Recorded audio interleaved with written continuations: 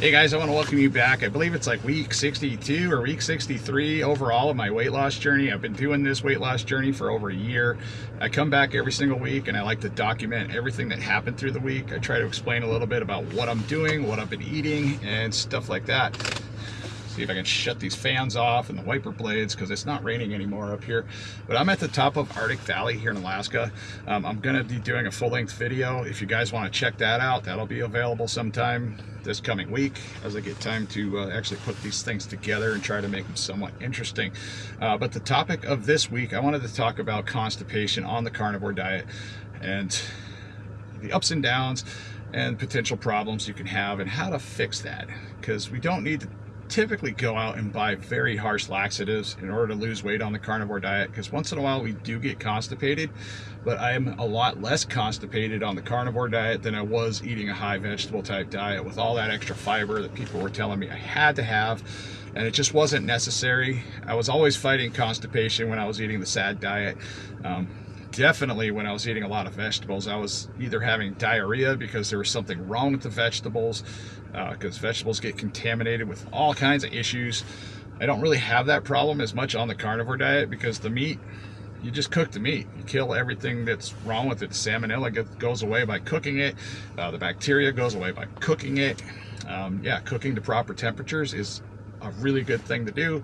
But as I say, there are a couple times you might become constipated on the carnivore diet.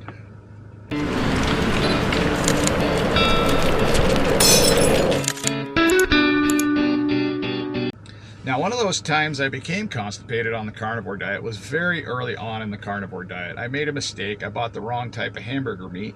I went to a butcher. I bought about 50 pounds of 95% lean hamburger meat. You know, and he was the guy that knows about the meat diet. He was a Greek man. And he said, "Oh yeah, you're on the meat diet." And I was like, "Well, I'm gonna give it a shot." And he gave me 95% lean meat. And that was a mistake. I should have went down lower for either 70-30 ground beef or 80-20 ground beef, which is my favorite. I feel super healthy after I eat. So that's typically my go-to type meat for the week, is I eat a lot of hamburger meat. It's super budget friendly. You know, and it works. It works with everything. You just add some eggs to your hamburger meat, maybe put a little bit of hot sauce on there, and it just works amazing. But now when you do happen to become constipated, because cheese is on the carnivore diet, and I made a mistake last weekend when I did a live stream.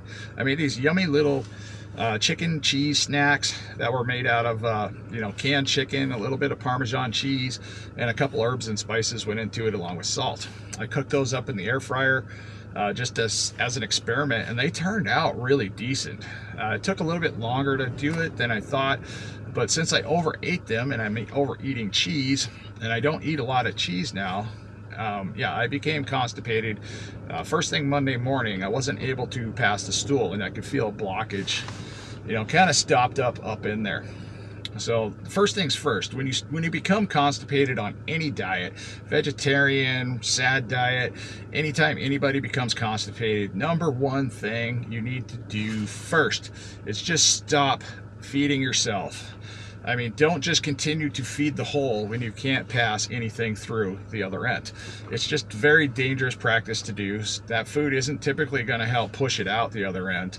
What you need to do at that point is start consuming things that help lubricate the problem situation. Some of the things I use to help with that problem is, this is sold at Costco, Kirkland, these little gel caps. They're fish oil. When I started my carnivore diet, I was only taking like maybe one or two. Now I take up to 3 or 4 of these, and it just helps you with a lot of stuff in here. There's a lot of vitamins, nutrients, important stuff we need. It's very inexpensive. This bottle lasts me maybe 1 or 2 months, maybe 3 months now. But this is one of my go-tos, and it also helps you pass unwanted stool that just doesn't want to go. Now, the other thing that I use is these gel caps here, these little magnesium gel caps, also sold at Costco, very inexpensive, something I take daily anyways.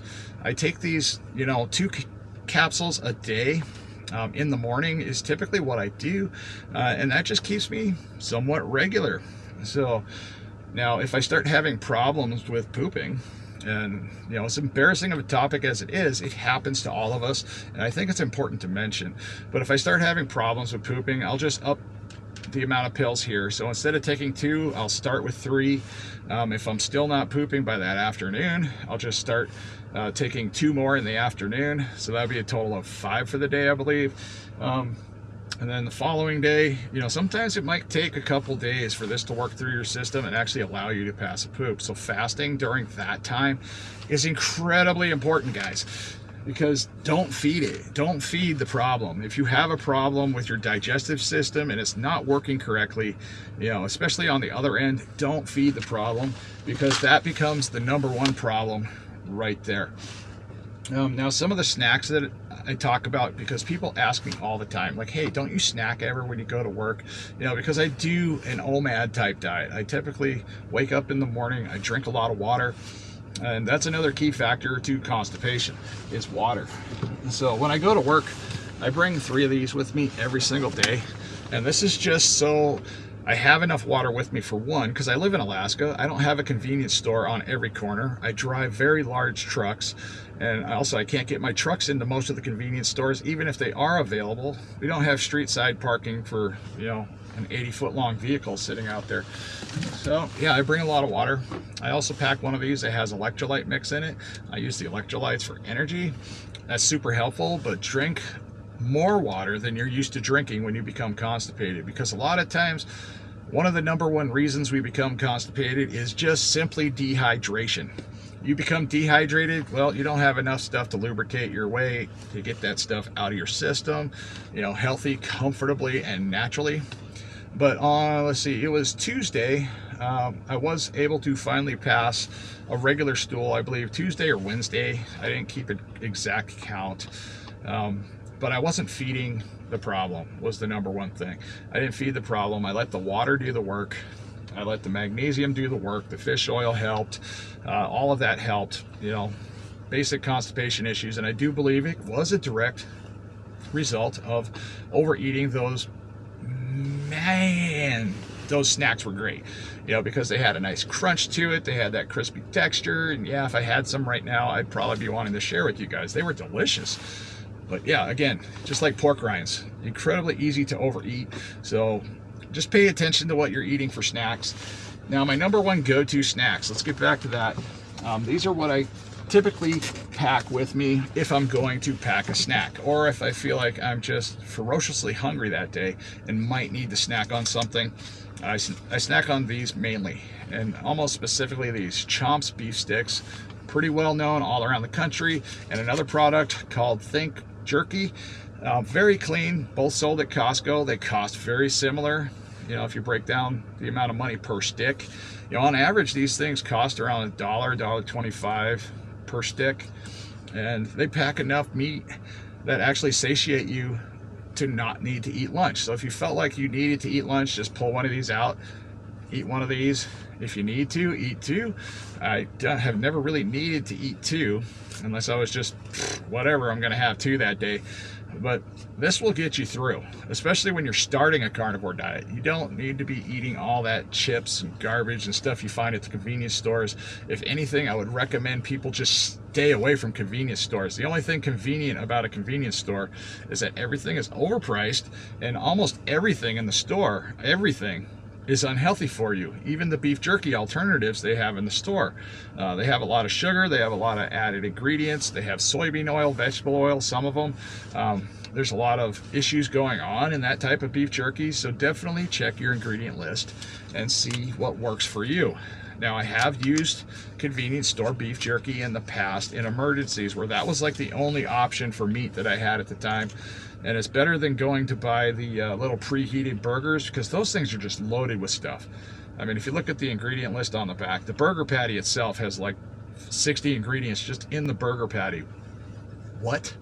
And a lot of it is soy, it's other alternatives. They put cellulose and other type fibers in there. Soybean oil is something else. Sesame seeds kind of go in the burger patty for some reason. I don't know. But my point is that those meat patties are not exactly what we need. And if we eat those, you're gonna feel a certain way afterwards. So if that's like the only source of kind of meat substitute you have, I mean, just plan on feeling not so great afterwards, because it's really not such a great feeling. when you go that far off the rails and eat something with 50 ingredients on the list. At least that's just my experience, guys. And I just wanted to talk about, basically what happened this week. So when I started the week, the foods that I was planning on eating mainly throughout the week again was just about 1 pound to 1.5 pounds of ground beef cooked in a cast iron skillet, either in bacon grease or beef tallow, or sometimes I just threw the meat in the pan. I just let it cook up in its own natural fats. And then I was making 6 eggs, adding that to a large bowl. And this was a maintenance week, so I wasn't exactly sure what was going to happen. And I got really lucky this week because I had my cats on Saturday morning, and that's when I do my weigh-ins every Saturday morning.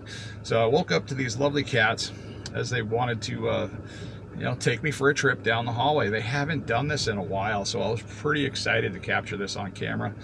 But my cats walked me down the hall. We finally got to the scale, got it out, I got it set up, and I made sure to zero it out before I got on it. Now, I believe this morning I was wearing my sweatpants and my basically my Skechers slip-on shoes. I kind of use those for slippers around the house. But yeah, so I wasn't upset with my weight this week, even though I was looking for a weight of 289 or under this week. But it's a maintenance type week. I planned on it being a maintenance type week. I'll try some variation of something next week. Maybe add some sardines in there, try to get further into ketosis and get down under 289 pounds by next weekend. But overall, I can't be upset because my weight is down to 291.5 pounds. That's a win for me. I didn't gain a whole lot of weight.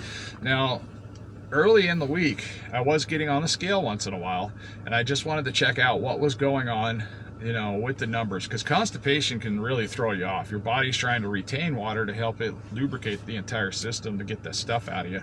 And then, so I knew some water weight was going to happen, but I was kind of levitating between 291 and 294.5. It was weird. The numbers were weird. But I thought it was worth sharing. It was kind of fascinating, the numbers, because I thought for sure those numbers were going to climb to 298, possibly over 300 because of the constipation stress. Because when you go to work and you haven't gone like a regular human being, it's incredibly frustrating. It's stressful. I did experience some stomach pains as a result of not being able to pass the stool. Thankfully, that went away. The following day, I was super thankful. Everything finally came out well, and yeah, thank you, Mr. up there in the sky. And apparently he wanted me to talk to you guys about being constipated on carnivore. So here you guys are. This is my take on being constipated on the carnivore diet. This is also what I do. If you enjoy videos like this, please subscribe to the channel, and we're going to be coming back every single weekend regardless. I don't get any days off. I'm working 7 days a week, either on one day on my YouTube channel. The rest of the time is spent trucking. So my videos, they are what they are, but I do like to come back and connect with everybody that cares and the people that do follow me, because I honestly care about those little handfuls of people out there that are struggling with weight loss. And I do lose weight with little to no exercise. That's so important to mention here, is that little to no exercise, you can lose weight. Exercise is great. It's great for fitness. That's what you gain with fitness. We're going to talk about that a little bit more in detail in a later video. If I have time, I might do a live stream about that. But as always, guys, I